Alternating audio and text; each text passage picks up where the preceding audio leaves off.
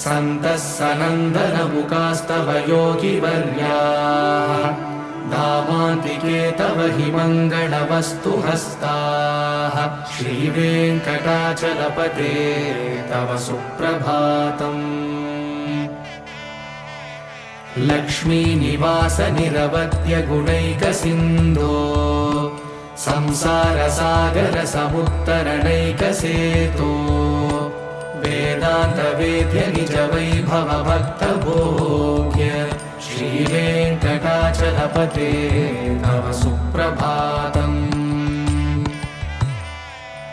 लक्ष्मीनिवास निरवध्य गुणैकसिन्धो संसारसागर समुत्तरणैकसेतो वेदान्तवेद्य निज वैभव भक्तभोग्य श्रीवेङ्कटाचलपते तव सुप्रभातम्।